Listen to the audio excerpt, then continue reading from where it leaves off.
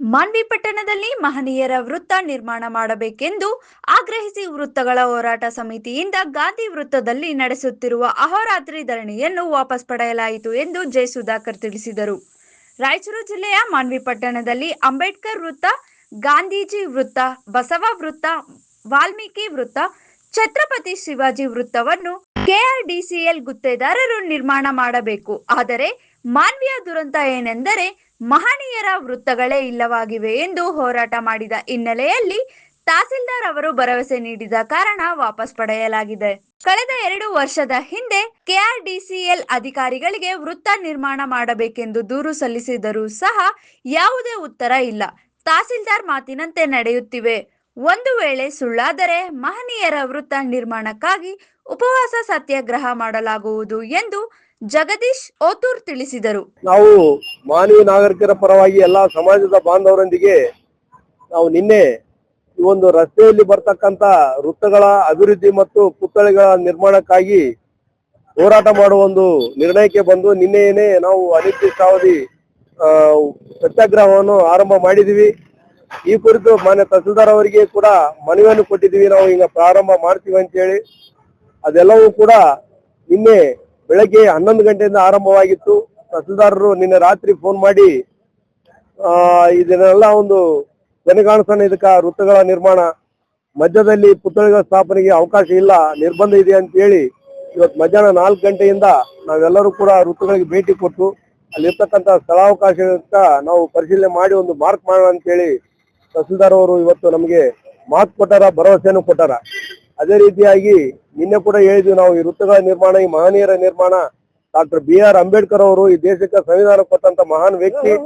ಅದೇ ರೀತಿಯಾಗಿ ಸ್ವಾತಂತ್ರ್ಯ ಹೋರಾಟ ಶಾಂತಿಯುತವಾಗಿ ಸ್ವಾತಂತ್ರ್ಯ ಹೋರಾಟ ಮಾಡಿದಂತ ನಮ್ಮ ಮಹಾತ್ಮ ಗಾಂಧೀಜಿ ಅವರು ಅವರ ವೃತ್ತ, ಅದೇ ರೀತಿಯಾಗಿ ಮಹರ್ಷಿ ವಾಲ್ಮೀಕಿ ಅವರ ವೃತ್ತ, ಅದೇ ರೀತಿಯಾಗಿ ಛತ್ರಪತಿ ಶಿವಾಜಿ ಅವರ ವೃತ್ತ, ಇವೆಲ್ಲವೂ ಕೂಡ ಸಮಾನವಾಗಿ ಎಲ್ಲರೂ ನಾವು ಇವತ್ತು ಕಾಣ್ತಾ ಇದೀವಿ. ಸಮಾಜದಲ್ಲಿ ಎಲ್ಲಾ ವೃತ್ತಗಳನ್ನು ಕೂಡ ಅಭಿವೃದ್ಧಿ ಪಡಿಸಬೇಕು, ಎಲ್ಲಾ ಮಹನೀಯರ ಪುತ್ಥಳಿಗಳನ್ನು ಕೂಡ ಸ್ಥಾಪಿಸಬೇಕಂತೇಳಿ ನಿನ್ನೆ ಕೂಡ ನಾವು ಎಚ್ಚರಿಕೆ ಕೊಟ್ಟಿದ್ದೀವಿ ಮಾಧ್ಯಮದ ಮುಖಾಂತರ.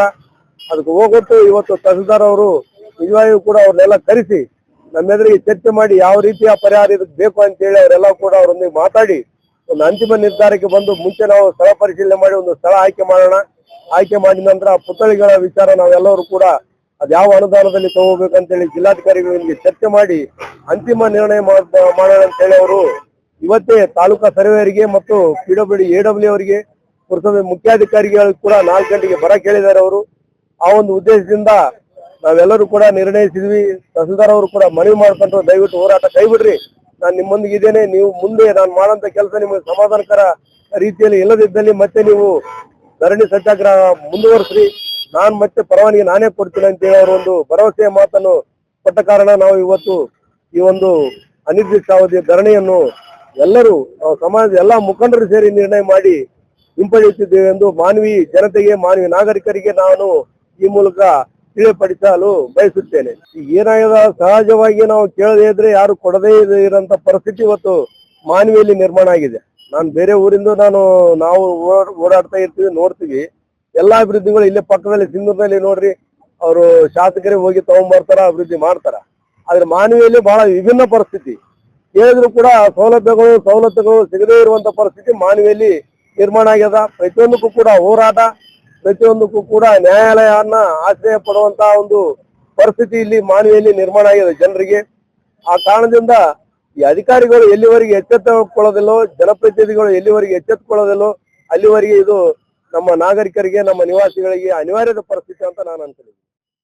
ನಿನ್ನೆಯಿಂದ ಈ ಒಂದು ಮಾನವಿಯಲ್ಲಿ ನಾಗರಿಕರ ವೇದಿಕೆಯಿಂದ ಈ ಒಂದು ಧರಣಿ ಸತ್ಯಾಗ್ರಹವನ್ನು ಹಮ್ಮಿಕೊಂಡಿದ್ದೇವೆ. ಕಾರಣ ಇಷ್ಟೇ, ಈ ಒಂದು ಮಾನವಿಯಲ್ಲಿ ಈ ಚತುಷ್ಪಥ ರಸ್ತೆ ನಡೀತಾ ಇದೆ, ಇಲ್ಲಿರ್ತಕ್ಕಂಥ ಮಾನವೀಯರ ಪುತ್ಥಳಿಗಳು ಸುರಕ್ಷಿತವಾಗಿ ಮುಂದಿನ ಪೀಳಿಗೆಯವರಿಗೆ ಅದು ಒಂದು ಮಾರ್ಗದರ್ಶನ ಆಗ್ಬೇಕನ್ನುವಂತ ದೃಷ್ಟಿಕೋನದಿಂದ ಇವತ್ತು ಜಗಜ್ಯೋತಿ ಬಸವೇಶ್ವರ ವೃತ್ತ ಇರ್ಬೋದು, ಹಾಗೇನೆ BR ಅಂಬೇಡ್ಕರ್ ಅವರ ವೃತ್ತ, ಮಹಾತ್ಮ ಗಾಂಧೀಜಿ ಅವರ ವೃತ್ತ ಇರ್ಬೋದು, ಮಹರ್ಷಿ ವಾಲ್ಮೀಕಿ ಅವರ ವೃತ್ತ, ಛತ್ರಪತಿ ಶಿವಾಜಿ ಅವರ ವೃತ್ತಗಳು ಏನು ಮಾನವಿಯಲ್ಲಿ ಇದಾವೆ ಮೊದಲಿಂದ, ಅವುಗಳನ್ನ ಈ ಒಂದು ರಸ್ತೆ ನಿರ್ಮಾಣದ ನಿಮಿತ್ತ ಅವೆಲ್ಲವೂ ಕೂಡ ಇವತ್ತು ಒಂದು ಹಂತದಲ್ಲಿ ನಿರ್ಮಾಣಕ್ಕೆ ಅಡ್ಡಿ ಆತಂಕಗಳು ಉಂಟಾಗಿದ್ದಾವೆ.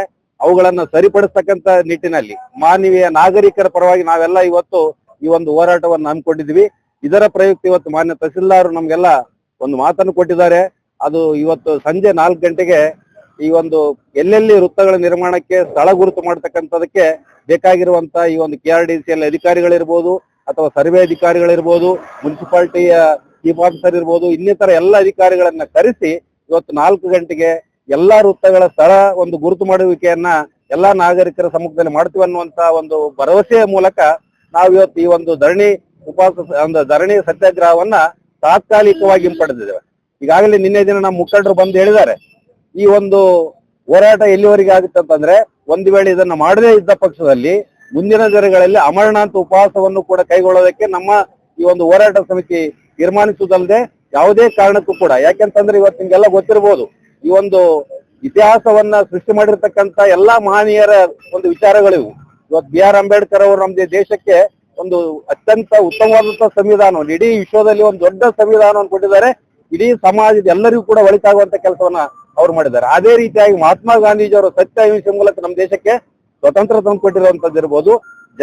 ಜಗಜ್ಯೋತಿ ಬಸವೇಶ್ವರ ಅವರು ಇವತ್ತು ಕಾಯಕ ಮತ್ತು ಈ ಒಂದು ಸಮಾನತೆ ಅಧಿಕಾರರಾಗಿ ಅವರು ಇವತ್ತು ಜಗತ್ತಿಗೆ ಜಗಜ್ಯೋತಿ ವಿಶ್ವಗುರುಗಳಾಗಿ ಇವತ್ತು ಬಂದಿರತಕ್ಕಂಥ ಇದೇ ರೀತಿಯಾಗಿ ಮಹರ್ಷಿ ವಾಲ್ಮೀಕಿ ಅವರು, ಇವರೆಲ್ಲರ ವಿಚಾರಧಾರೆಗಳು ಕೊಡುಗೆಗಳೇನಿದಾವೆ ಮುಂದಿನ ಒಂದು ಪೀಳಿಗೆಗೆ ಅವುಗಳ ಹೆಗ್ಗುರುತುಗಳು ಇರಬೇಕು. ಅವಿದ್ದಾಗ ಮಾತ್ರ ಮುಂದಿನ ಪೀಳಿಗೆ ಅವರಿಗೆ ಇವೆಲ್ಲವೂ ಕೂಡ ಒಂದು ಅವರ ವಿಚಾರಧಾರೆಗಳು ಕೊಡುಗೆಗಳನ್ನ ಮುಂದುವರಿಸೋದಕ್ಕೆ ಸಾಧ್ಯ ಆಗ್ತದೆ. ಆ ನಿಟ್ಟಿನಲ್ಲಿ ಈ ಹೋರಾಟ ಇಡೀ ಎಲ್ಲಾ ಸಮುದಾಯದ ಪರವಾಗಿರುವಂತಹ ಹೋರಾಟ ಇದಾಗಿದೆ.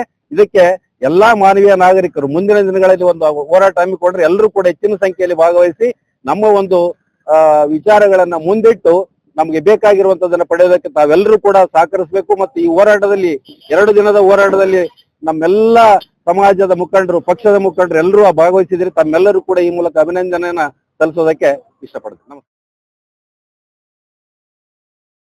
ವರದಿ ಶಫೀಕ್ ಹುಸೇನ್, ಮಾನವಿ.